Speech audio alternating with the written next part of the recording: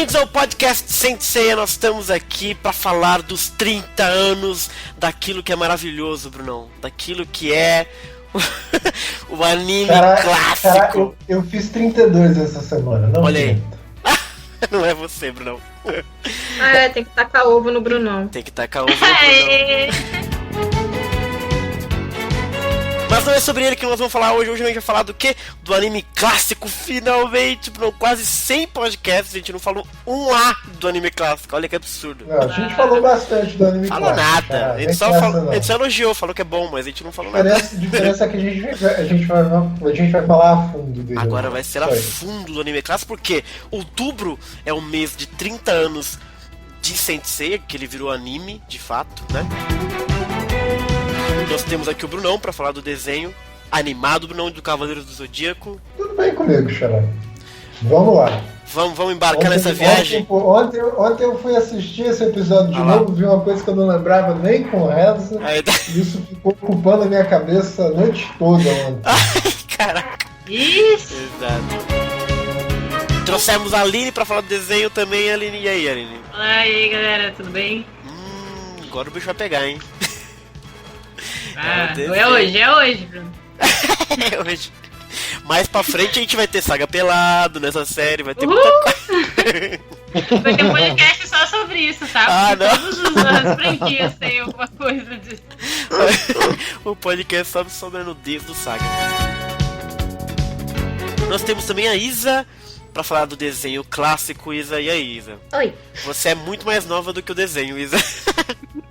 Eu sei. Ai, meu Deus. Mas eu cheguei a assistir na Manchete. Sério? É o finalzinho da Manchete, mas eu assisti. Tá, ô louco. Eu lembro. Eu tenho quantos anos? Eu tô com 29. Eu sempre lembro da Manchete. E temos também o homem que é o maior fã do anime clássico de todos, que é o Alan. Com certeza, eu acho. Tô errado? Não tô errado, E aí, pessoal, tudo bom? Pois é, finalmente, né? Vamos falar do anime, especificamente do anime, né? Exatamente, agora não se fala mais de nada que não seja o anime clássico. Coisa maravilhosa vai ser esse mês, essa grande comemoração que nós temos.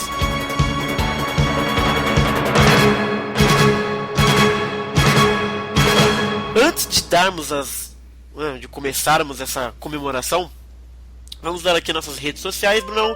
Você encontra a gente no facebook.com/podcastsensei. Você encontra a gente no Twitter pelo @podcastcdz. Você nos encontra no SoundCloud/podcastsensei. Também nós temos um fórum de interpretação que é o cdz.com.br/sse. E já vou dar a dica que a gente vai começar a fazer umas loucurinhas no YouTube. Então procure nosso canal no YouTube lá, canal Sensei.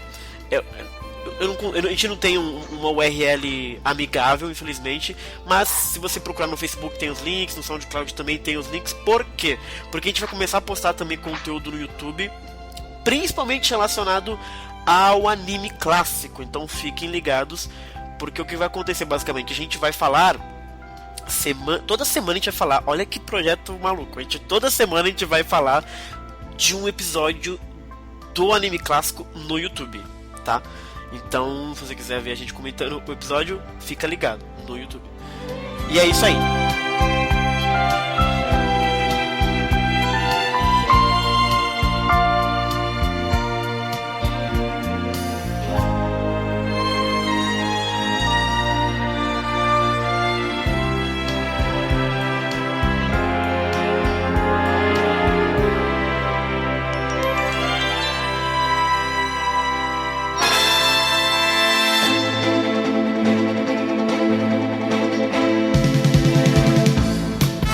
Então vamos lá, pessoal, 30 anos. Primeiro, por que são os 30 anos, Alan, do anime clássico que está sendo comemorado agora em outubro?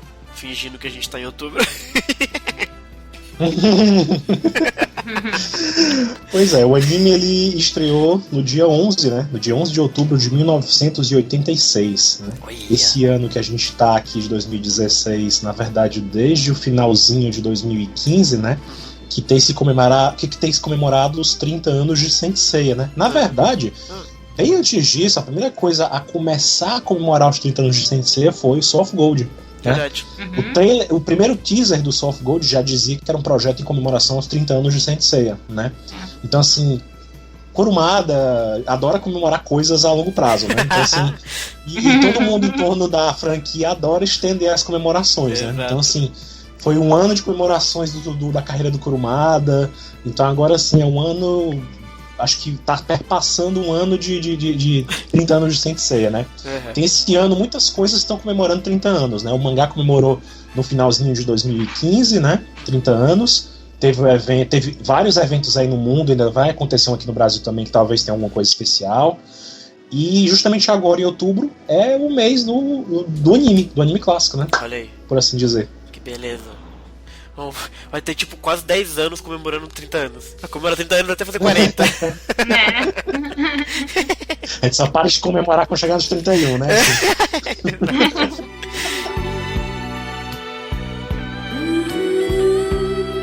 Em que ponto tava a série? Porque assim, tava lançando o mangá pela Weekly Shonen Jump, né? E a gente já discutiu isso antes, inclusive acho que no mangá clássico, de como foi rápido, né, a aprovação e o pedido de que Saint Seiya virasse um anime, um desenho animado, né? Que é inclusive um recorde entre os mangás, não é isso não, Alan? Isso, pois é, naquela época não era comum, eu acho que nem hoje é comum, um anime ser anunciado tão ligeiro, assim, tão rápido, sabe? Quando o mangá começou, pelo que o pessoal conta, né, nas publicações oficiais, tem um, inclusive, que os 3 editores de Saint Seiya, isso a gente comentou no podcast dos 30 anos do mangá, quem quiser dar uma olhada aí, né, vai lá. Enfim, lá, em uma das publicações, o primeiro editor de Saint Seiya, ele chega a comentar justamente que quando o Kurumada trouxe a ideia pra Shueisha, né, a editora de Saint Seiya, o cara olhou assim e já sacou logo, isso aqui vai dar sucesso. Legal. Vai chamar atenção, porque ele viu que tinha armadura, que tinha coisas assim que de repente podia ser convertido em brinquedo, e isso sempre impulsiona, né, a produção de um anime e tal. Então assim, e logo a Bandai, que acabou sendo a maior patrocinadora de Saint Seiya até hoje, né, ela se interessou desde já pela história, né. Naquela época, o que bombava, né, era os animes de robôs, né, até então eram muito famosos, né, então quando o Saint Seiya apareceu com aquele conceito de armaduras e tal, foi uma coisa muito inovadora pra época, né, assim, não era tão original, porque combinava vários elementos que a gente comentou também, né, no podcast dos 30 anos do mangá, e combinava muitos elementos de outros mangás, de Kurumada mesmo, né. Então assim, já era uma coisa que era convergente ali. Então, mas ele surgiu já chamando a atenção, né? Então desde já a história foi se desenrolando e tal.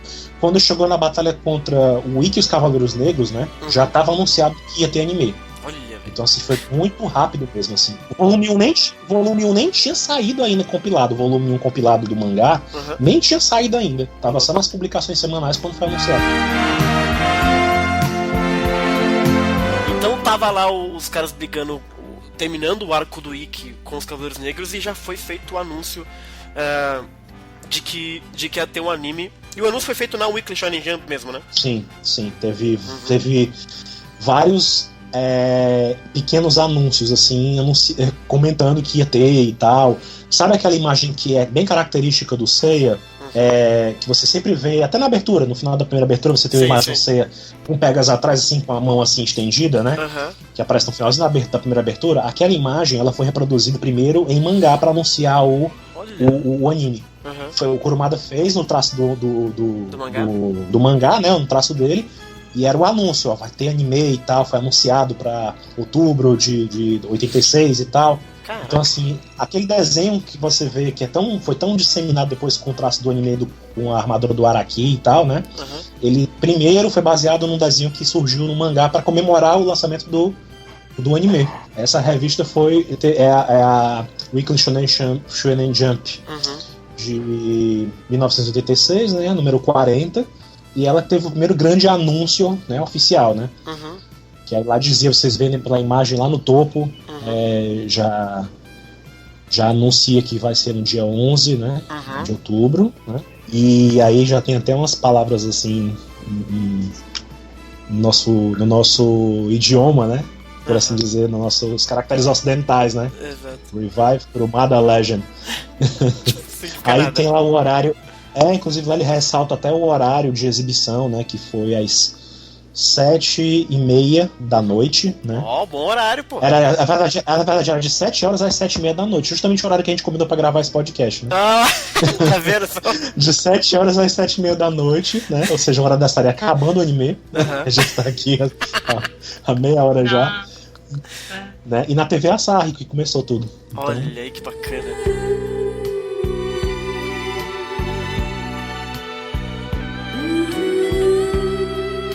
E aí, de acordo com o tempo for passando, porque esse anúncio foi feito quando, assim, mais ou menos?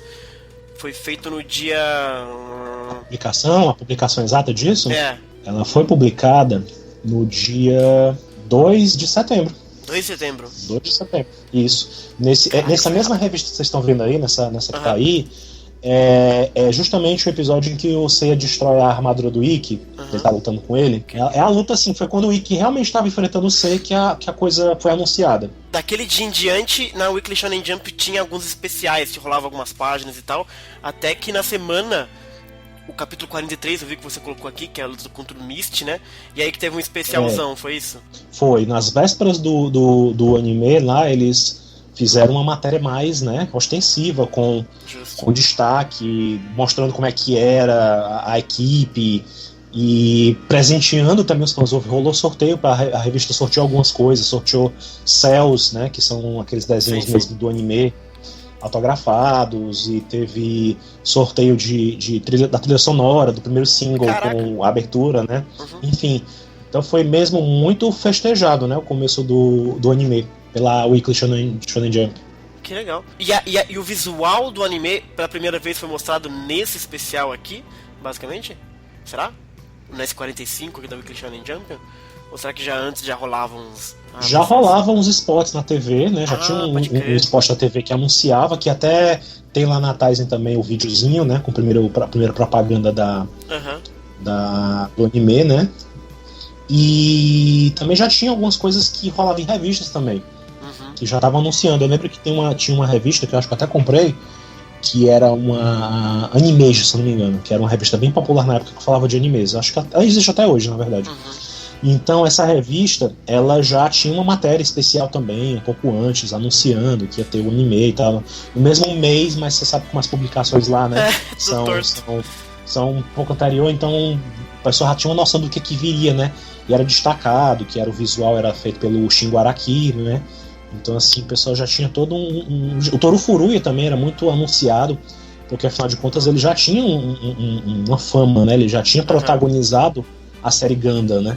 Então assim, o pessoal já tinha um cast de peso ali em Sensei. Nesse capítulo, nessa especial da Weekly Shonen Jump, na vésperas, era justamente quando o Seiya tava lutando contra o Mist, e teve aqui algumas páginas em destaque pro anime também, né? Como a Pegasus Fantasy no final, né? Pois é, lá você vê que no final tem uma página colorida que até virou capa de mangá. É verdade. Se eu não me engano, a JBC usou essa ilustração aqui do Seiya, que tem as cruzes atrás, né? Como uma capa do mangá aqui brasileiro. E essa ilustração você vê que tem umas letrinhas em azul, né? Vocês estão vendo aqui, tá com a pauta aberta. Tem justamente a letra de Pegasus Fantasy, que era apresentada ao público.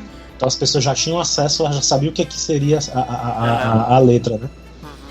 Foda. Que foi cantada depois pelo Make-up, pelo Nobu Yamada, né? Que até hoje ela é uma versão, é uma canção que ela foi gravada e regravada várias vezes, né? Entre outras coisas, também teve esse anúncio aqui. Esse anúncio saiu na revista também? Esse anúnciozão grandão aqui? Também na revista. Esse que vocês estão vendo, essa imagem esse pôster grande, né? Que tem embaixo, logo abaixo, com os cavaleiros, né? As imagens do elenco, do staff e tudo mais. E essa imagem de cima que tem o Seiya dando meteoro no Cassius e, né, o Seiya com a armadura vermelha, vocês estão vendo? Destaque ali. Pois é, essa imagem são duas faces de um mesmo pôster grande. Entendi, isso aqui. Sabe, ela vem um pôster todo dobradinho, né? Aí você vê de um lado esse pôster colorido do anime e do outro esse anúncio, assim. Caraca. Então, era muito, muito, muito legal, assim. Foi muito legal. Essa revista, acho que é uma das minhas preferidas da Weekly Shonen Jump que eu tenho. E aí a gente vê, inclusive, essa coisa louca que era o teste, né, do Seiya com a armadura vermelha, né, com a roupinha amarela. Ah, também Chapolin Colorado. Parece aquela galinha de borracha. Galinha de borracha? Ah, caraca! Olha as referências. Mas ainda bem que eles mudaram de ideia. Pois é, né? Ainda bem que mudaram de ideia. Mas assim... Ele parece aquele Cavaleiro do Fogo, né, gente? Olha. As mesmas cores, né? Acabaram sendo usadas. Mano. Será? Cara, se tem uma coisa que eu aprendi em design que, tecnicamente, se o Seiya tivesse continuado com essa cor, ele seria o Cavaleiro do Fast Food.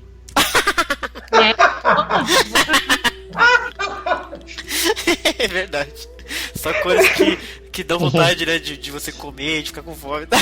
Não, esse visual que vocês estão vendo aí do Seiya com armadura vermelha, né, e roupinha amarela, não foi o único, né, visual de Saint Seiya. Já tentaram fazer no começo, né, houve várias ideias, né, mas na verdade, algum tempo atrás, em sites de leilões, eles estavam vendendo, né, estavam leiloando o projeto do anime, né, que foi apresentado à Toei Animation e tal.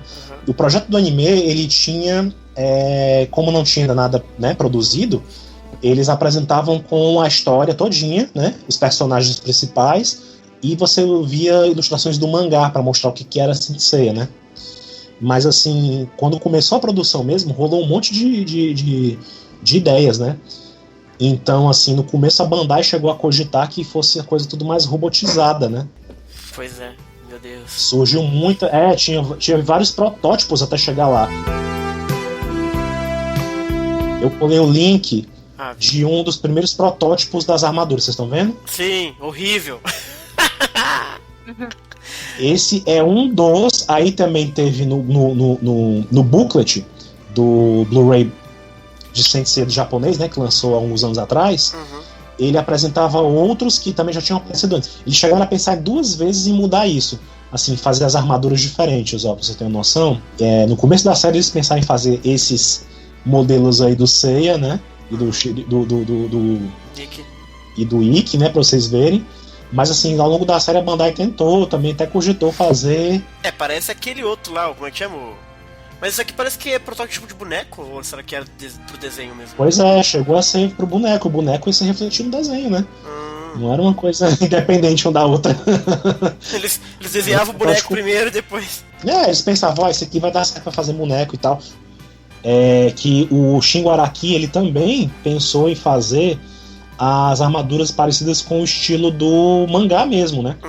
E a cor delas já são bem diferentes no mangá, pelo menos a do Seiya, né?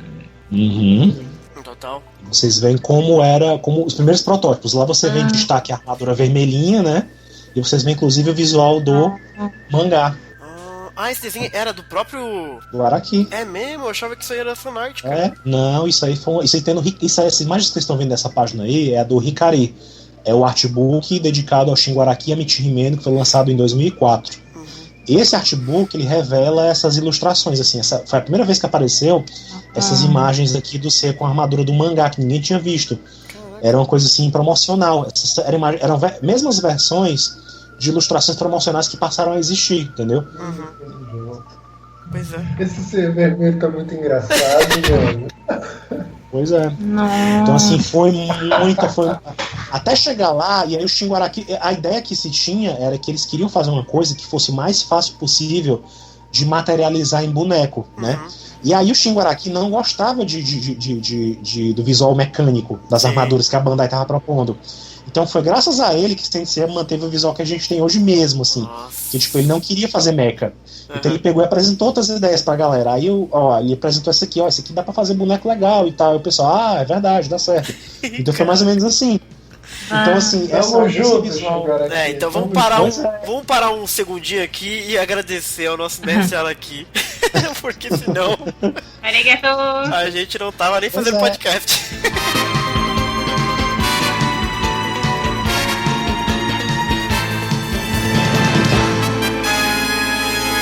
Não, foi mal que você fala que o Shingo Araki, ele realmente salva o design dos personagens. Porque em Roda de Versalhes ele também salvou o design. Porque se não fosse ele, o design do anime teria continuado assim, meio escrotinho, tipo ombros largos, cabeça muito oval. Eu tava até lendo uma matéria sobre isso, porque foi ele que salvou os adversários, praticamente, o anime.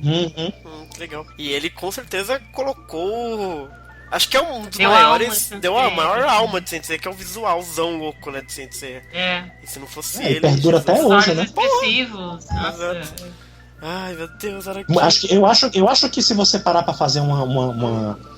Acho que se você for fazer uma enquete mundial, sei lá, e mostrar pra pessoas em geral o visual de Sensei, assim, se você mostrar a página do anime, uma página do mangá, a galera vai reconhecer mais Sensei pelo visual do anime do que pelo mangá, né? Não há dúvidas nenhuma, né?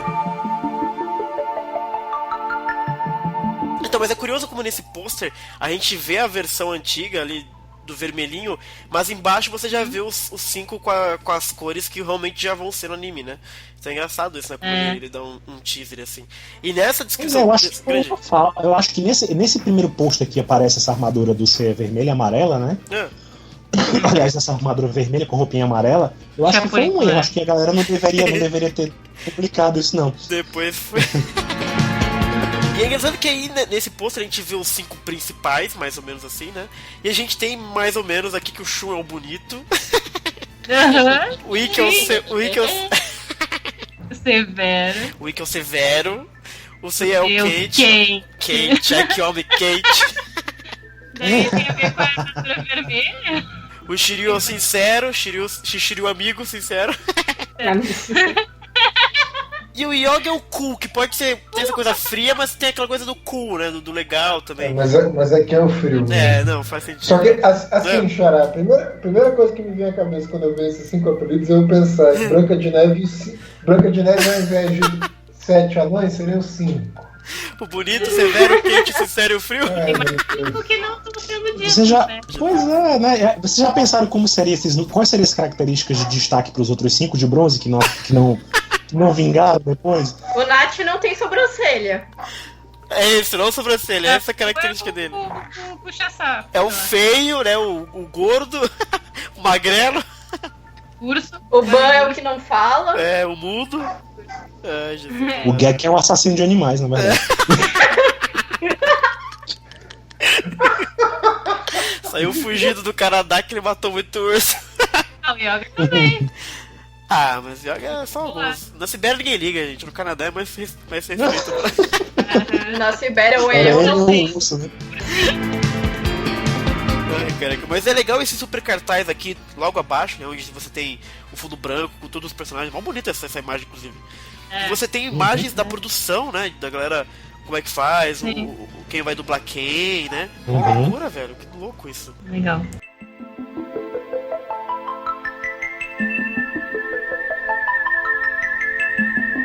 E aí, a gente tem finalmente a estreia no dia 11 de outubro, às 7 horas na TV Asahi. 7 horas é um horário bom, né, pra ver anime, pra essa faixa de etária, né? Foi o horário que a gente assistiu na manchete, era meio 6 horas, 6 e meia, tá por ali, né? Você chega da escola e assiste. Eu não sei se no Japão é assim também. Você faz ideia quanto custa essa janela de horário aí? Eu não. Na época, caro, eu não faço a menor ideia de quanto é a época, mas hoje em dia, isso deve custar mais ou menos em torno de 50 milhões de ienes. Que isso, cara? Pra você ter esse horário pra exibir uma série de, por exemplo, 50 episódios. Porra.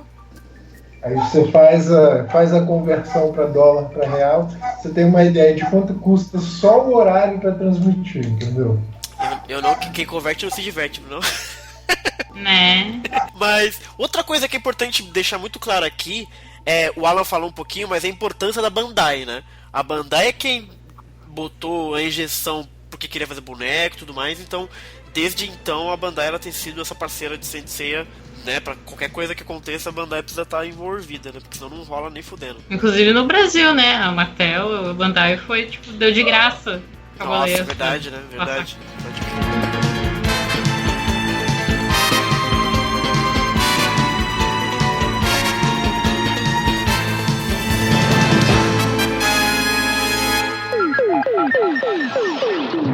E aí, a produtora do anime, Brunão, foi a Toei Animation.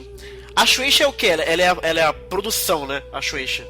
que é a Shueisha, Alan? Me explica. A Shueisha é a editora do mangá. É a editora do mangá. É a editora que publicava o Weekly Shonen Jump. É, exatamente. Ela publicava o Weekly Shonen Jump e o compilado do mangá, né? Boa. E aí, pela Toei Animation, que aí sim é quem é a produtora de animação do anime. E aí eu queria já abrir pra vocês, Brunão, ou Brunão, se você já tiver aí na mão, o que a Toei tava fazendo nessa época? Vocês que estão mais envolvidos. Ok, Xará, vejam só, na década de 80, claro que a Toei tava fazendo uma porrada de coisas, assim, eu listei as que eu conheço mais de perto. Tem o Dr. Slump, que é de 1981 até 86, que é uma obra do Takao Koyama, que é um dos caras que participaram, o cara que escreveu o script de 300 episódios de Sensei, um cara que ajudou a estabelecer, o cara ajudou a compor Sensei, basicamente. Tem Tiger Mask 2, que é um anime baseado em luta livre. Aliás, vai sair uma continuação dele agora, que eu tô ansioso para ver. Tem Hokuto no Ken, Fist of the North Star, muito famoso também, começou em 84, vai até 88, considerando que fizeram a continuação dele logo em seguida. Aí tem Dragon Ball. Dragon Ball, no caso, começa em 86, já em 89 sai Dragon Ball Z. Caraca, eu não sabia que Dragon Ball Z era de 89. Aí quando tá pra estrear Sensei, termina um outro anime chamado Kunikuman. Esse eu não conheço direito, assim, mas quando terminou, no mês da estreia de Sensei, ele terminou. Kinnikuman não é músculo total? Quê? Oi? Kinnikuman no Brasil, músculo total. No Brasil tem uma versão mais... chegou aqui a versão mais atual desse anime, né? Uma versão que mostrava o filho dele, né? Aí aqui no Brasil chamaram de Músculo Total. Passava na Fox Kids. Músculo Total? Eu não posso falar disso, não, velho. Eu tô ligado com isso. Caraca. Tô muito ligado. É muito engraçado. Toma vergonha, Xará. Nossa, Músculo Total que chama? A versão brasileira. Nossa, Músculo Total, acho que eu nunca ouvi falar disso. Se você ver um desenho, você vai reconhecer, Xará. Mas é engraçado porque nesses animes da Toei eu conheço só o Dr. Slump, mais ou menos, e o Dragon Ball. Mas fora da Toei, agora eu vou botar vocês na saia justa porque eu não coloquei na pauta. Mas qual que era o grande anime dessa época? Existe isso, de repente, fora da Toei? Dragon Ball. Dragon Ball? Dragon Ball disparado. É o recordista de quase tudo na Weekly Shonen Jump na Shueisha. Boa. Grande Dragon Ball.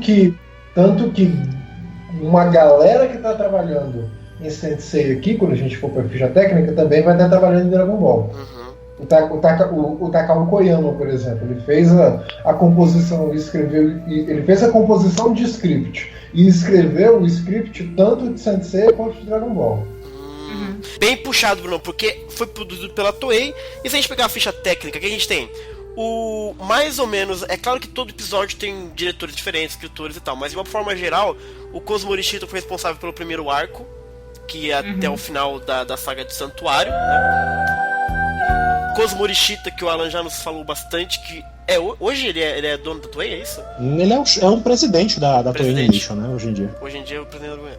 A segundo o arco, vamos dizer assim, de Asgard até o final de Poseidon, Kazuhito Kikuchi, que eu não conheço mais nada do que ele fez. Às vezes eu conheço ninguém aqui, né? Eu tô falando por questão né? de ir falando. A produção de Chiaki Imada, e teve muita gente envolvida, como por exemplo Hiroshi Takeda, Kazuo Yokoyama, Masayoshi Kawata, Yoshifumi Hatano, e como o Brunão bem mencionou, a composição da série que ele fazia, né? Ele escrevia a maioria das coisas, mas quem colocava coerência no primeiro arco foi o Takao Koyama, que é amigo do Alan, conhece pessoalmente, abraçou o homem. Amigo pessoal do Alan.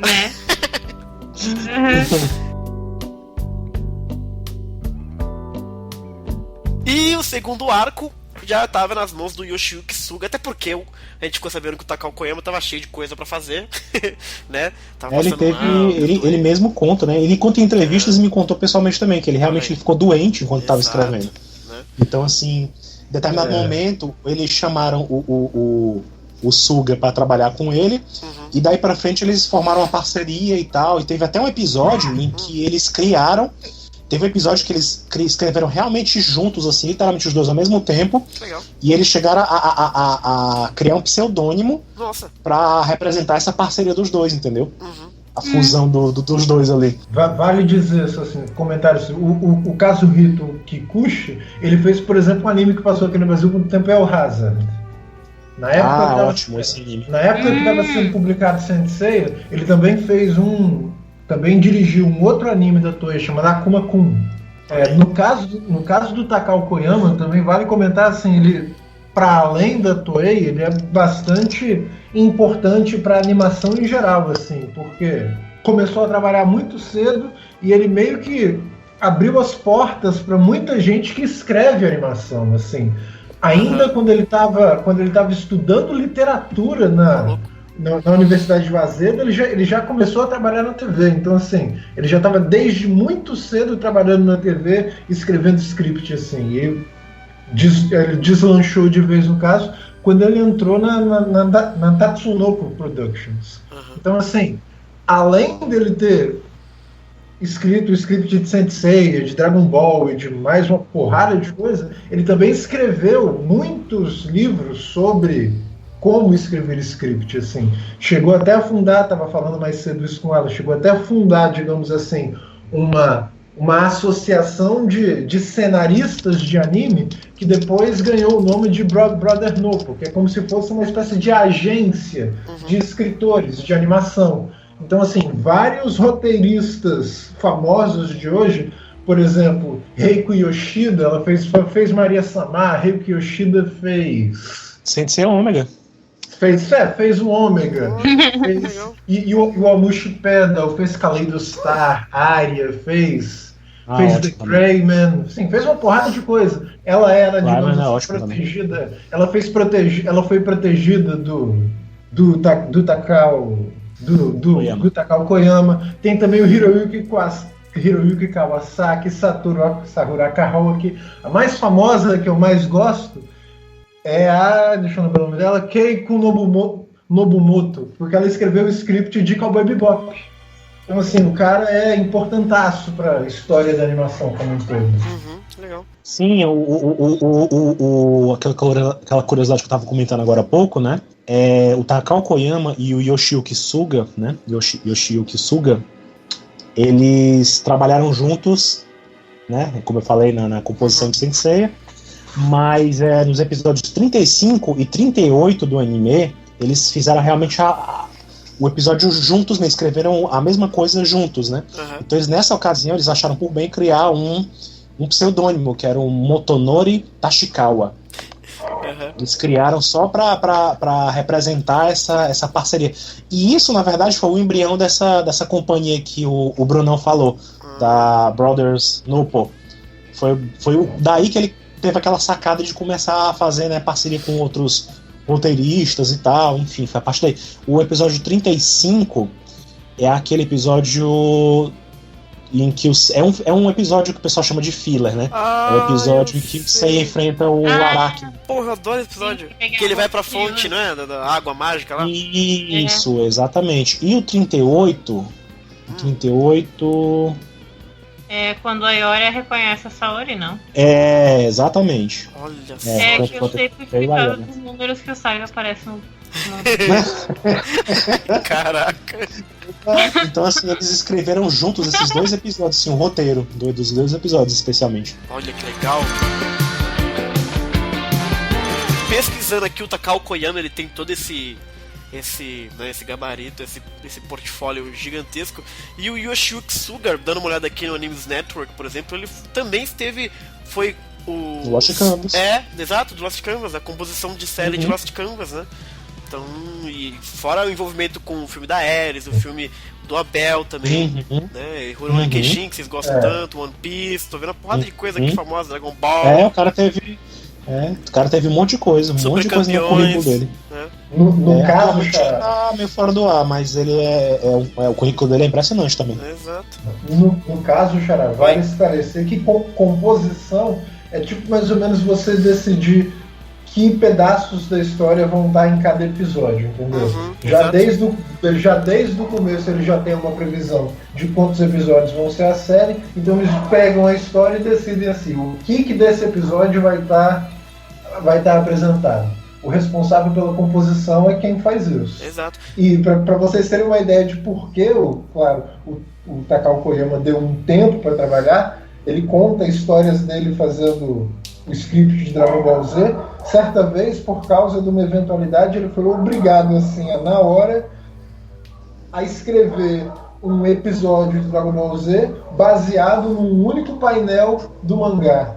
Então, assim, é loucura, deve ser completa loucura você trabalhar assim. Então, é claro que você fica doente, você fica podre, você quer descanso. Exato. E a composição de série é muito importante, né, cara? Não, o irônico é que eu perguntei pro Takao Koyama pessoalmente, eu perguntei qual foi o mais difícil de fazer, foi Dragon Ball ou Saint Seiya? Ele pensou, depois de um tempo ele respondeu, foi Saint Seiya. Foi bem mais difícil pra ele fazer Saint Seiya. Exato. Bacana. Claro, é porque a gente pode diferenciar o difícil do cansativo, né?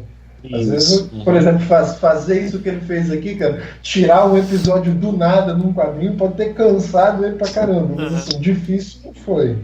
E como a gente falou na época que você, no seu podcast sobre a sua viagem, sobre a visita com o Takao Koyama, que como o anime de Saint Seiya, ele difere muito mais do mangá do que o anime de Dragon Ball difere do mangá de Dragon Ball, né?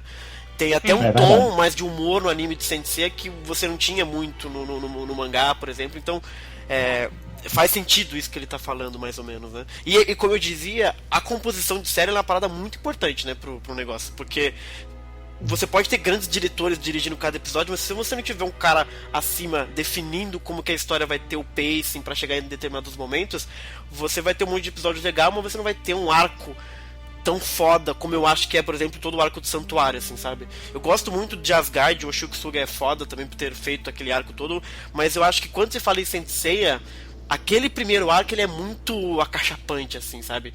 Ele é muito a cara de Saint Seiya, porque define, claro, todos os conceitos e todas as regras de Saint Seiya e depois aquela se perpetua, né? Mas eu acho muito bem feito pelo Koyama, né? Assim, de você e ele tinha um desafio na época, né? Ele tinha um desafio de tornar a coisa um pouco menos dura. Saint Seiya era muito severo, era muito sério. O mangá, sabe? No começo não tinha comédia, não tinha muita coisa não, assim. Então, assim, ele era conhecido por fazer animes que tinham comédia, né? Como uma coisa primordial também. Então, assim, ele foi chamado para dar uma aliviada em Saint Seiya no começo. Então, assim, e ele também tinha essa tarefa de querer humanizar mais, entendeu? E aproximar mais os personagens. Tanto é que os primeiros episódios do anime tem muita coisa do Seiya na casa dele, tem as relações dos personagens com outros personagens que é trabalhado, entendeu? Então, assim, o anime, o começo, ele tem muito disso no seu início mesmo. Isso foi se perdendo depois, não foi bem mais o dado foco, né? Exato. Mas no começo ele tinha que ter aquela função de fazer as crianças que estavam assistindo ter interesse também. Então tinha muito disso também, não tinha como fugir disso. Exato, e eu acho que ele fez isso muito bem, né, cara? E é uma das coisas que até hoje a gente fala, que a gente gostaria de ver mais coisas civil, porque a gente já viu ser feito bem pouco em Saint Seiya, e era muito legal você ver o Seiya na casa dele, tomando banho, o Shun pelado, sei lá. O Yoga dirigindo. O Yoga dirigindo. E assim, de certa forma. Eu achava muito bonitinho quando as crianças do orfanato ficavam chamando o Seiya e a Miho de Seiya-nichan e Miho-nechan. Era muito fofinho. Exato, né? E acho que ele cumpriu isso. Ele inseriu aquelas crianças, né, do orfanato, ele trabalhou muito com elas também. Tanto é que eu comentei pra vocês, né, que o Makoto que existe no anime é baseado no filho dele. O nome dele é o mesmo nome do filho do Takao Koyama. Então. E ele colocou muito assim a participação das criancinhas pra quebrar mesmo aquela seriedade. Você vê no episódio do Shiryu contra o Seiya, né? Você vê eles lá vibrando lá e tal. Então, assim, em alguns momentos eles eram inseridos, né? Pra tentar dar uma quebrada naquela coisa tão séria que era Saint Seiya. E eu acho que ele fez isso super bem, fez muito bem ao universo de Saint Seiya.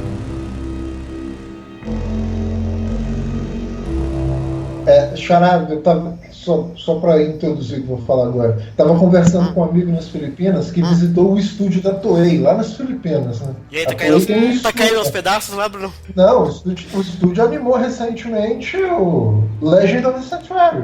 Justo. Fizeram a Lenda do Santuário lá. Esse foi bom mesmo. Então, quando você visita o estúdio, no caso dele, um animador do estúdio fez um tour pelo estúdio e eles exibem um vídeo mostrando como que é o processo produtivo da Toei. Então eu anotei pedi para ele passar isso para mim, eu anotei as informações, assim. Não deixaram ele sair de lá com uma cópia do vídeo, mas ele anotou os negócios, então eu peguei assim. Essa fase de composição, ela tá bem no começo do processo produtivo da Toei, do planejamento, assim.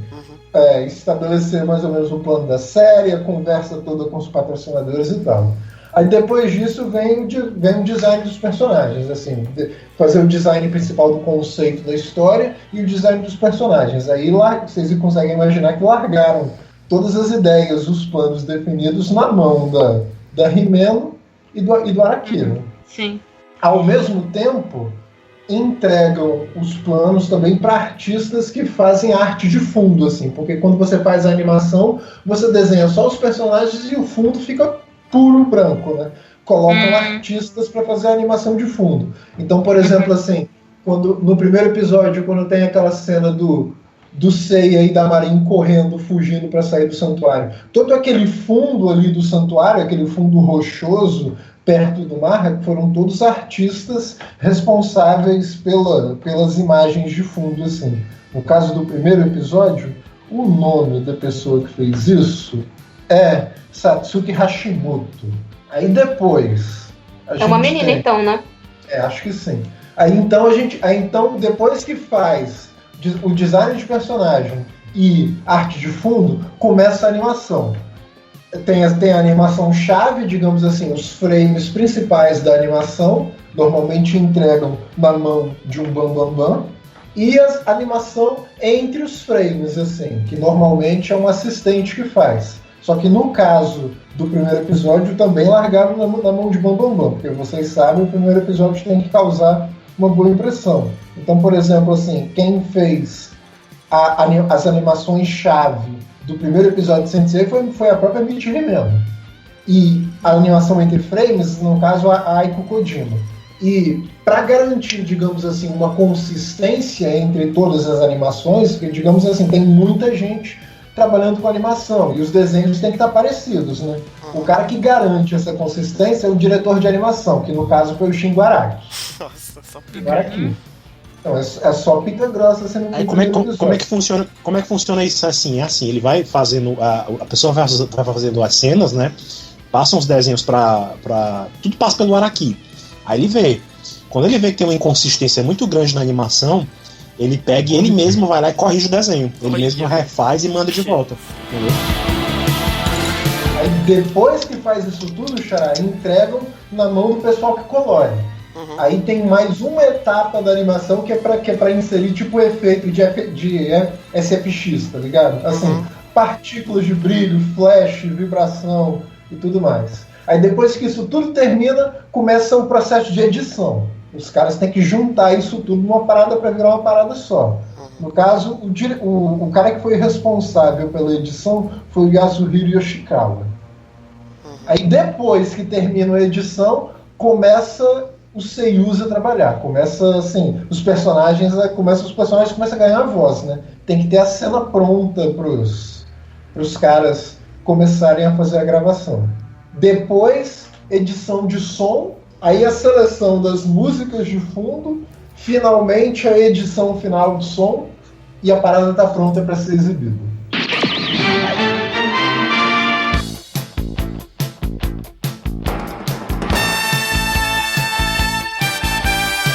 E aí, a gente, continuando essa coisa de ficha técnica, você falou, por exemplo, na música, a trilha sonora de Sensei por inteiro é do nosso mestre Seiji Yokoyama, que ele está toda semana com a gente no podcast, né? Amado seja nosso Yokoyama, que também é outro aspecto absolutamente marcante de Sensei. Pra mim é duas coisas, é o visual e a música, né, cara? É o Araki, Himeno e o Yokoyama, muito obrigado. Sem eles, meu Deus do céu, né? E ele fez basicamente tudo de Saint Seiya, né? Dessa fase clássica, assim, né? Até o filme do Prólogo do Céu. Depois a gente vai falar até um pouquinho mais sobre isso. Então, você sabe que em várias músicas do Yokoyama aparece sempre uma voz feminina. Verdade. Várias delas. Sim. Acho que a gente tem que mencionar o nome da pessoa, porque, tipo assim, é como se ela... Se a gente fosse pensar, por exemplo, no par do Shingo Araki com a Michi Himeno, o outro par seria o Yokoyama com essa mulher, que é a Kazuko Kawashima. Que legal. Ela que empresta essa voz dela pro Yokoyama nas várias músicas. Então, seria a cena cantando. A gente tem que falar dela. Seria a cena cantando. Tenta imaginar a trilha sonora sem as vozes. Não dá. Não, essa música é maravilhosa, gente. Parou. A morte do Camus, acho que ela usa essa música.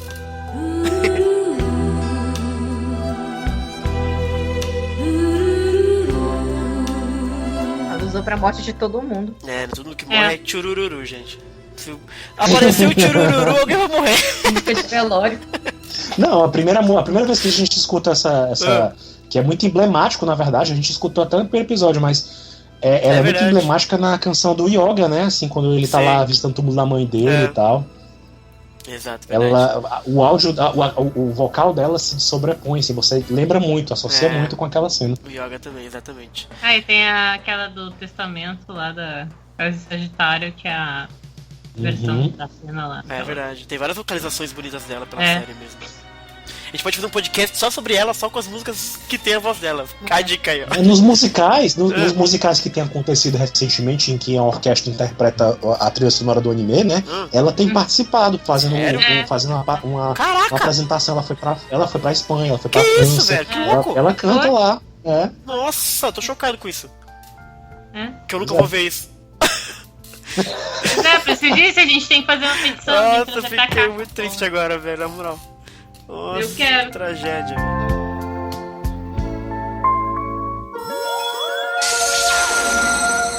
O designer de personagens, os super citados Shingo Araki e Michi Himeno, né? O design de personagens eu entendo que seja assim, ó. A armadura e o Seiya é desse jeito. É claro que durante a fase toda do Sensei a gente tem diversos outros desenhistas, né? Que basicamente imprimem o seu negócio. O episódio do Seiya contra o Shiryu é um exemplo claro disso, né? Que é um outro traço, mas o design do personagem ainda é o mesmo, né? Ainda é aquela armadura, ainda é aquele corte do Seiya e etc. Que se mantém pela fase inteira de Saint Seiya, né?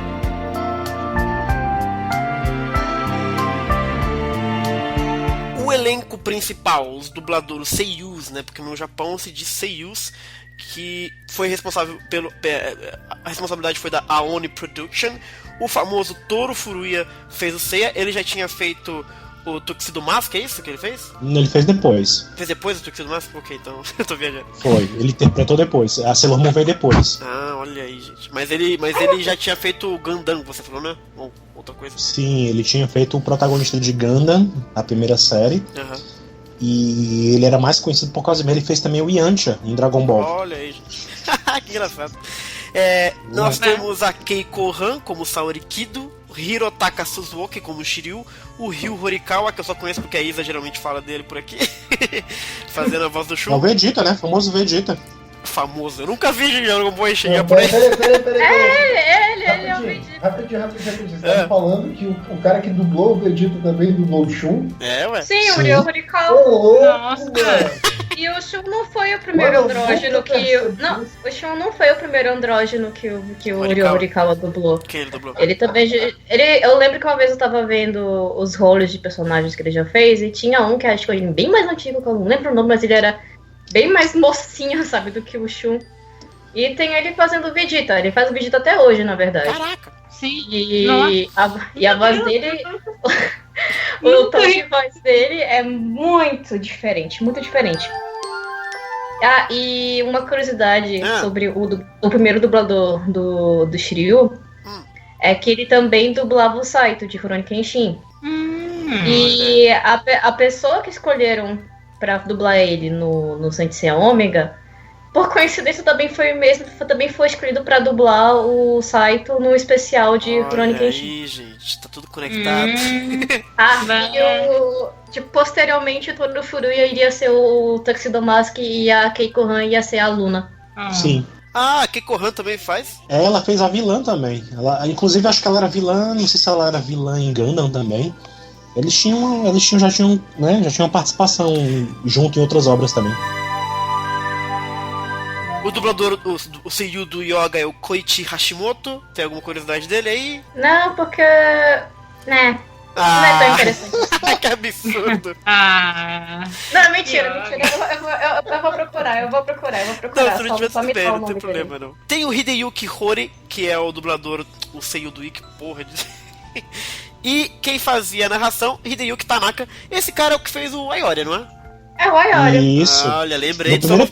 No primeiro episódio de Sensei, além dele estar em todos os episódios de Sensei até o finalzinho, até da série clássica, né? Ele também dublou o Mestre do Santuário no primeiro episódio. A treta. Era ele o dublador do mestre que entregava a armadura ao Seiya. Então você quer dizer que o mestre que entregou a armadura pra ele é o Aioria? É isso que você tá querendo dizer? Porque o Saga não era. O Saga não era. Era o Aioria de peruca, ué.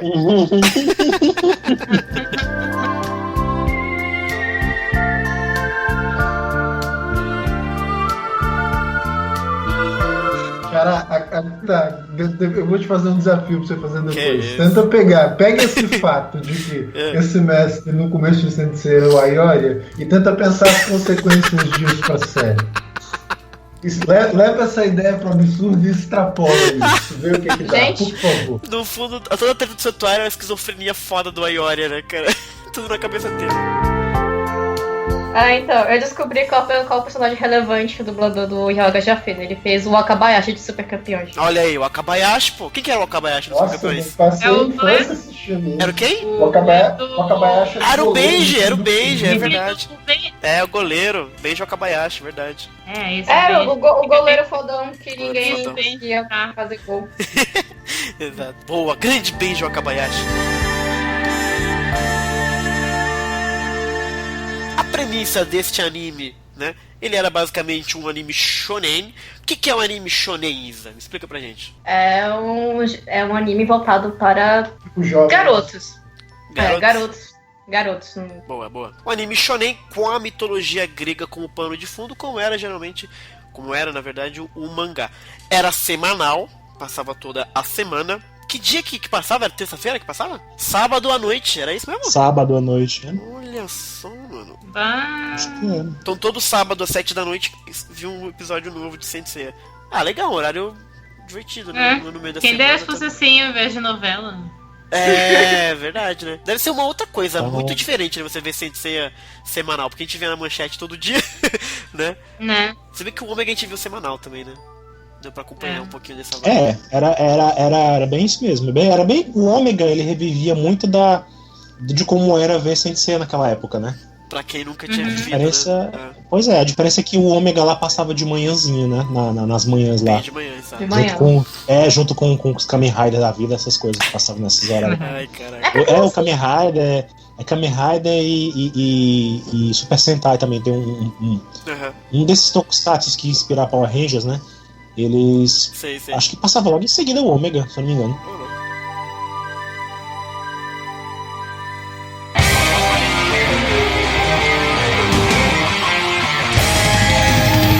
O anime clássico, ele é essa coisa muito famosa pelas músicas, né? Pelas trilhas sonoras do Seiji Yokoyama e também pelas aberturas e encerramentos. Então a gente vai listar aqui todas elas para vocês. Nós temos a Pegasus Genso, que é a Pegasus Fantasy, famosíssima abertura com arranjo do Make-up, letra de Machiko Ryu e a composição da melodia Hiroaki Matsuzawa e a voz do nosso queridíssimo Nobuo Yamada.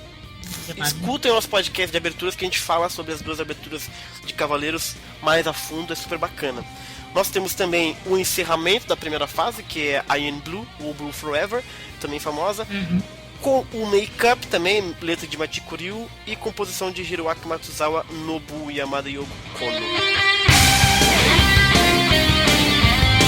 E a partir do segundo arco de Asgard nós temos a abertura que é a Soldier Dream, Sento Shinwa, que é pelo Hironobu Kageyama, nosso famoso, e é a banda da Broadway. Não é a banda da Broadway, mas a banda Broadway. Sim. Já pensei, isso é engraçado, né? Ele de cancãs, assim, da Broadway. Musical. A canção é de Natsumi Tadano, composição Hiroaki Matsuzawa e o arranjo da banda Broadway.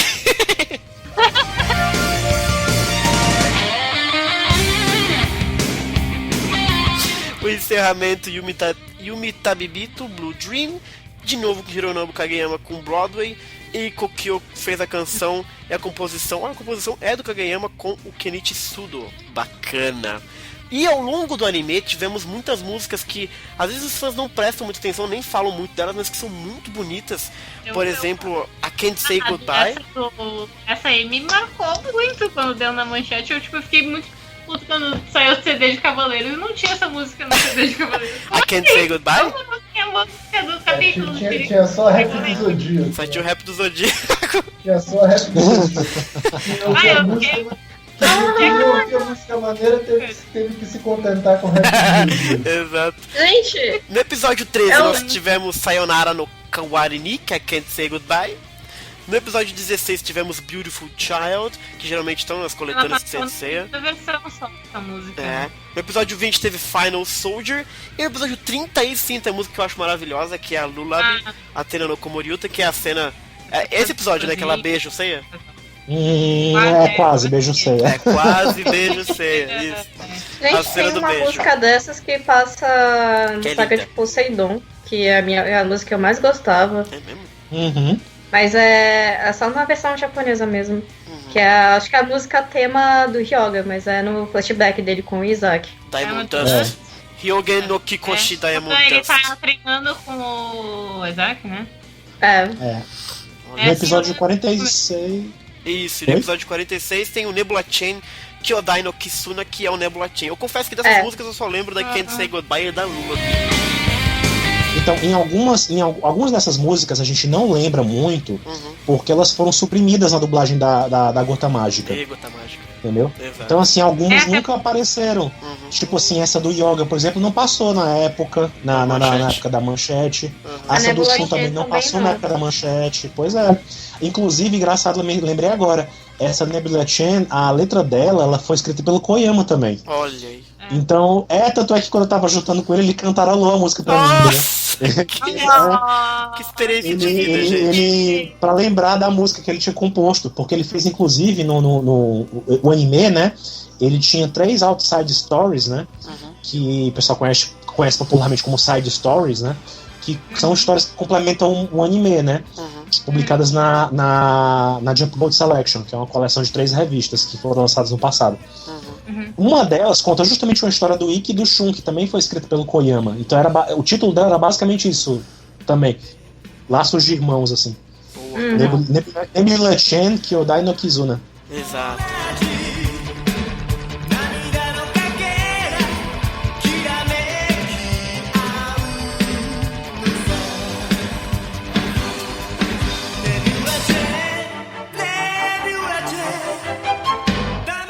Ainda no mundo das músicas, que são muito famosas, né, de Senseiya, nós temos menções honrosas aí, que continuaram, como por exemplo na saga de Hades, nós temos a Chikyuji, né, o encerramento Kimito Onadi Aozora, nunca soube falar esse nome direito. Kimito Onadi Aozora. Ah, agora sim, estamos conversando. Só lembrar do refrão da música, no refrão da música ela fala Kimito Onadi Aozora. Olha, ela repete essa. E aí, em Inferno e no Elise nós tivemos a abertura Megami Inocente, que eu adoro, Pegasus Forever. E no Inferno nós tivemos o encerramento My Dear, Takus Mono. E no Elísios, Kami no Sono Deu Regno. Deu Regno? O que é isso? Do reino. Mas é o nome da banda ou é o nome da música? Não, é porque a música. As músicas de Sensei, elas geralmente são assim.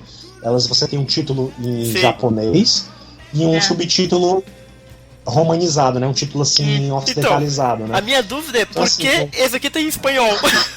É assim mesmo? É em italiano, na verdade. Ah, italiano. Faz sentido. O Camino Sono é, se não me engano, é Jardim do Paraíso, se não me engano. Del Regno. E o Del Regno Que a música tem essa referência aos Elísios, né? Então...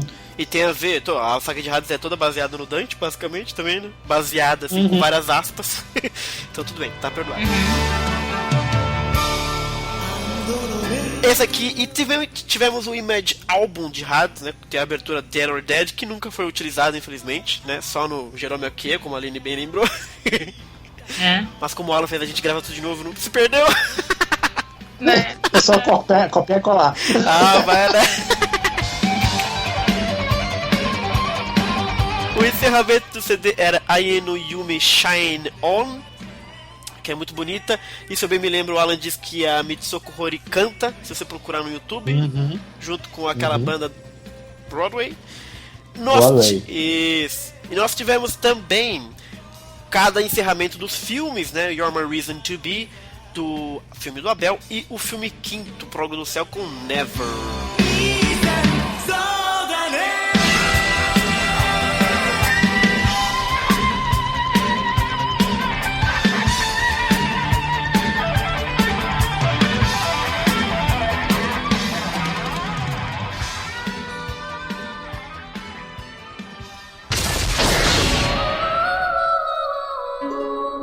E indo para, por exemplo, as obras póstumas que vieram do anime também, como Lost Canvas, nós tivemos The Realm of Athena, o encerramento Hana no Kusari. Em Ômega, o Pegasus Fantasy voltou com uma versão Ômega, Pegasus Genso, né? Uma versão toda diferentona lá. Não toda diferentona, mas com uns vocais diferentes. Com o Root 5, exato. Nós tivemos a música Shinsei Omega Shinwa, Next Generation, Mirai Sento Omega Sento Evolution e Senko Strings. É o encerramento Senko Strings ou é a última música? Não, é a última. O Omega nunca teve encerramento, só tinha música de abertura. Bem colocado. E o nosso queridíssimo, recentíssimo Soul of Gold, que teve Soldier Dream como abertura, né? Na versão também do Root 5. Root 5, isso. E tivemos aquela música bonita, Yakusoko no Ashita E. Bonita. Também do Root 5. E Root 5, tá por cima. Tá caindo em cima.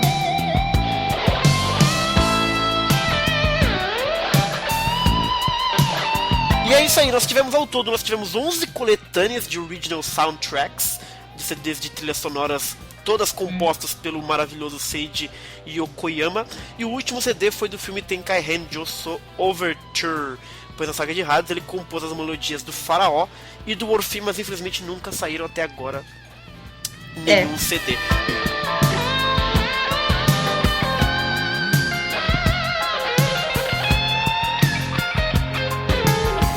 O Seiji Yokoyama, ele realmente merece um momento à parte, porque ele é muito... Ele é muito sensei, né? Ele merece um podcast só pra gente falar da discografia de Sensei. Exatamente, a gente vai fazer isso, mas é impressionante, né? Além disso tudo, Xará, também tem uma obra bastante grande fora de Sensei, né? Dá pra mencionar uma que eu lembro da cabeça, por exemplo. Ele fez a trilha sonora de um filme de guerra, de ficção científica no Japão, que foi exibido na década de 80. Se eu não me engano, a Guerra do Futuro, Future War, algo assim. Caraca, que loucura. Era uma época no Japão em que a literatura relacionada a coisas apocalípticas, assim, ao fim do mundo, era muito famoso. Então o Yokoyama fez a trilha sonora desse filme, além de vários outros programas de TV, entre eles, no caso, Sensei. Engraçado porque... Teve um, inclusive, que passou no Brasil. Um Super Sentai que o Yokoyama fez a trilha sonora, que passou no Brasil, foi o Metal. Claro, o Inspector, querido. Também. Sério? É ele? Sim, é do Yokoyama. Tanto é que tem fãs por aí que fizeram fanzines e tal, que usam a trilha sonora desses tokusatsu do Yokoyama. Legal. Como fundo. Bacana. Cara, o Inspector é lendário, mano. Calma aí, qual que é o Super Sentai aí? O Inspector. É o Metalder. Era o Metalder ou o Inspector, gente? Os dois. Metalder passava na Band. Metalder passava na Band na época que a gente era bem criancinha, né? Era muito tempo atrás. Acho que antes de Senseiya passar na TV, Metalder passava na Band. É verdade. E, pois é, muito antigo. Pô, mas e o Inspector foi bem contemporâneo de Senseiya. Não, o Inspector eu lembro, eu adorava o Inspector, cara. O Inspector! Era da hora, gostava. Mayday! Enfim, não vou cantar. Vai ter que cantar agora. Qual a música aí, cara? Essa música é maravilhosa, velho.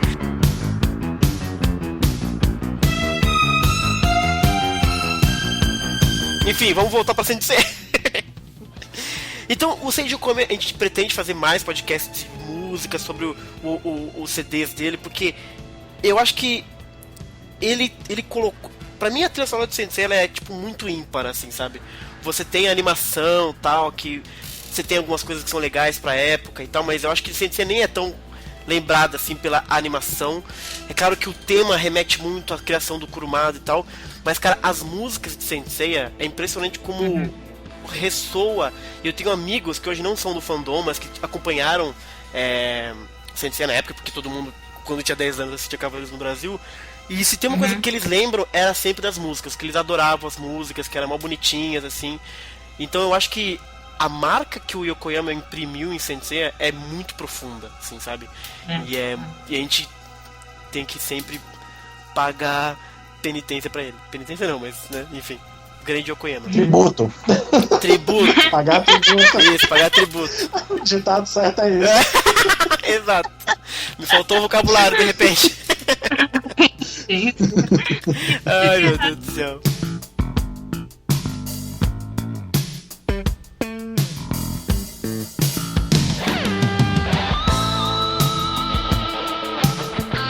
O anime clássico rendeu vários arcos, né, como são conhecidos. Da Guerra Galáctica são 114 episódios ao todo, que passaram do dia 11 de outubro de 86, tá? Até o dia 1º de abril, porra, que dia da mentira do caralho.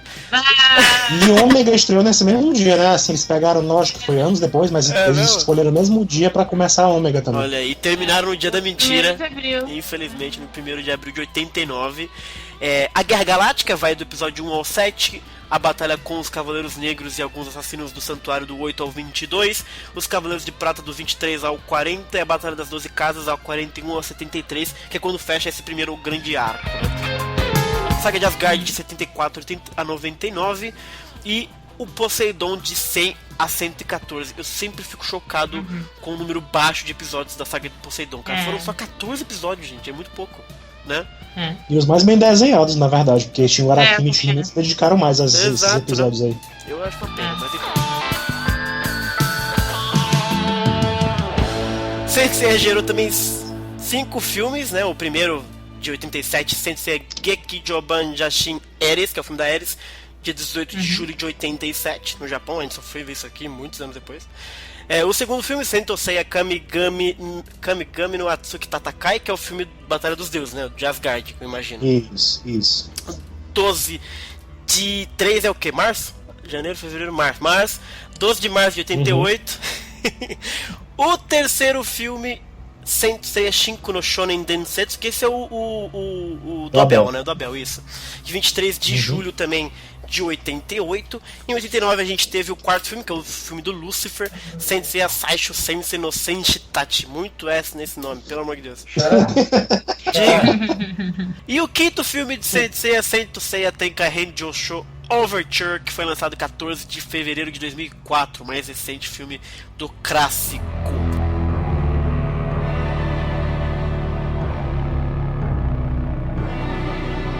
Além disso, nós tivemos os Original Video Animations, os OVAs da saga de Hades, que ao todo são 31 episódios, a saga do Santuário, que é maravilhoso, de Unikyu-Rei, 13 episódios, de 25 de janeiro de 2003 até 25 de julho de 2003. Nós tivemos a saga Inferno, que é horrorosa, que é a primeira parte, Meikai Renzensho. São 6 episódios, de 17 de dezembro de 2005 a 18 de fevereiro de 2006. A saga Inferno, que é a parte final da parte de Inferno, Meikai Ren Kosho, 15 de dezembro de 2006 até 6 de fevereiro de 2007. E finalmente Elysian Ren, que foi só em 2008, 28 de março de 2008 até 22 de agosto de 2008. E aí desde então não temos nada assim do clássico mesmo, no sentido de que não é o Araki mais, não é mais o Yokoyama, não é aquela galera toda fazendo, né? Nesse sentido de clássico foi a última vez que a gente teve.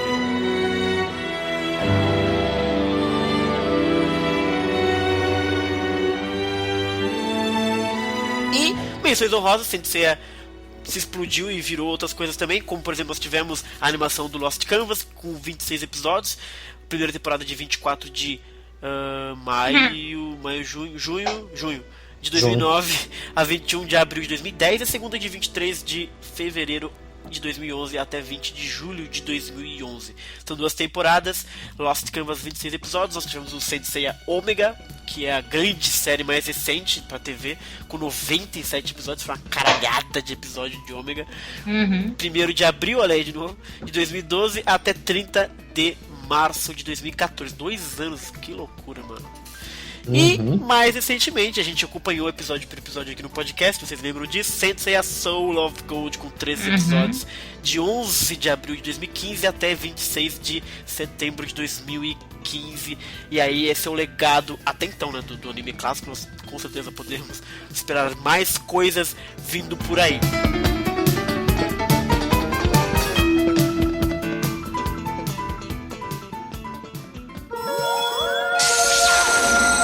E aí eu separei um tempinho pra falar aqui rapidinho, gente, antes da gente encerrar, de como Senseiya estreou, virou anime clássico e tudo mais, e ele se espalhou pelo mundo, né? E a Danda levantou algumas coisas muito legais, porque a gente sabe que os Cavaleiros do Zodíaco chegaram no Brasil depois de já ter passado pela Espanha, já ter passado pela Itália, ter passado pela França, que é justamente de onde veio os Guardiões do Universo, né, veio da França. E a Danda levantou umas informações muito bacanas. Exato. Pois é, eu também tava pensando isso quando eu tava vendo o episódio da Gota Mágica, se na verdade essas inserções musicais no meio, no começo, não, já de repente não tenha vindo já direto da França. Por exemplo, no primeiro episódio eles colocam Blue Forever no meio do episódio do nada, assim, sabe? Tipo, o que tá acontecendo aqui, gente? Eu não sei se isso é da Gota Mágica ou se eles fizeram isso na França também, eu não cheguei a ver. Mas eu fiquei me perguntando sobre isso. Mas a Danda, que infelizmente não pôde participar, ela ia participar e preparou um documento com coisas bacanas sobre isso. Na Itália, por exemplo, nós tivemos a estreia de Cavaleiros de 26 de maio de 90 na Odeon TV, e passou até o episódio 52, que de cabeça se bobear é o do Aioria, não é? Será que não? Deixa eu ver aqui, 52. Não, é sim, é o do Aioria. Falei que era do Aioria. É o episódio básico. Pra nós aqui, por isso. Exato. Acho que era por isso que parava pra gente também. Porque lá parava também. Entendeu? Eu ficava muito.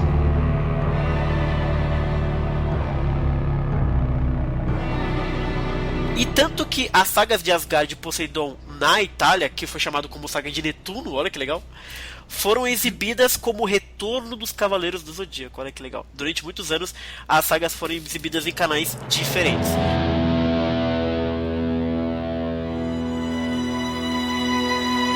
Isso muito tempo depois, em 2001, o canal italiano passou todo o anime censurado, e depois, em 2005, Fox Kids passou sem cortes. Em 2008, a Itália também passou com cortes e censuras com filtros para esconder o sangue, como nossos amigos americanos, né? A dublagem, algumas curiosidades da dublagem italiana. Tóquio virou Nova Luxor? What? O quê? Egito? Luxor, sei lá o que aconteceu. O Shaka, Brunão, não é mais o mais próximo de Deus, ele é o mais próximo de Atena. E não tem mais a referência budista. Eles retiraram tudo isso do Shaka, não sei como isso aconteceu. Vai tirando. A Marin virou a castanha. Não, isso na Itália. Na Itália. Tá, eu consigo entender por quê. A Marin é a castanha. Nossa. O grande mestre, que é o Papa, né? O Kyoko é grande patriarca ou pontífice, que é bem Papa mesmo, coisa bem do Papa, sim, né? Engraçado isso. Que é bem próximo da versão original japonesa, né? O nome é basicamente isso mesmo. Exatamente. Ela notou aqui umas relações de personagens e interação, como a Afrodite tem a convicção que o grande mestre é a boca de Atena, whatever that means. O Kiki é o irmão mais novo do Mu. Acho que é porque ele fala por Atena, né? Boca de Atena, exato. Ele fala por Atena, né? Sim, exatamente. Engraçado, tem várias lacunas assim. E é isso aí. E em Portugal, infelizmente, os patrícios, em 92 teve estreia pela RTP. A emissora passou apenas 32 episódios, com legenda em português e o áudio em japonês, e parou de transmitir depois que começaram a reclamar que era muito violento. E aí, em 99, voltou para Portugal, aí sim, pela SIC com dublagem. Só que aí a gente já viu como é que é a dublagem portuguesa de Cavaleiros, né? Estás sempre de boca aberta. Parvo. Fecha a boca. Mamãe. Teu espírito distraiu-se com as imagens do passado. Qual, mamãe, qualquer abuso? Mãe, eu senti dor. Ai. Fênix, ainda não ganhaste. O quê? Não partirei sem me vingar. Pelo menos vais deixar-me este bracinho. Não sejas ridículo, patinho. Ordeno que me largues imediatamente. Não, ficou o teu braço como recordação. Como não tem, todos, né? Não tem tradição de dublagem, foi aquela loucura que a Danda sempre nos lembra de que é uma bosta mesmo.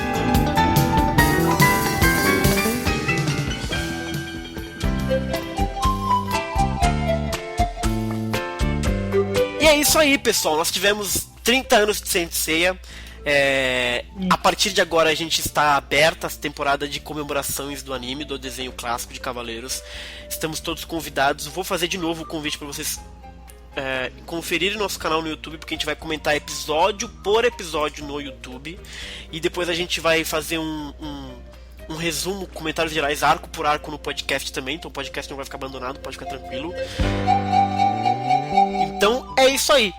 E agora, semana que vem, a gente tem um podcast especial. Aí sim, a gente comentando o primeiro episódio da série de Cavaleiros do Zodíaco. Tá preparado, Brunão?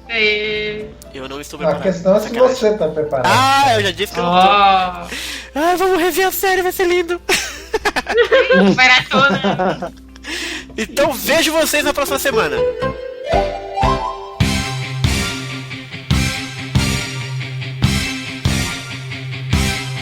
Kiramekku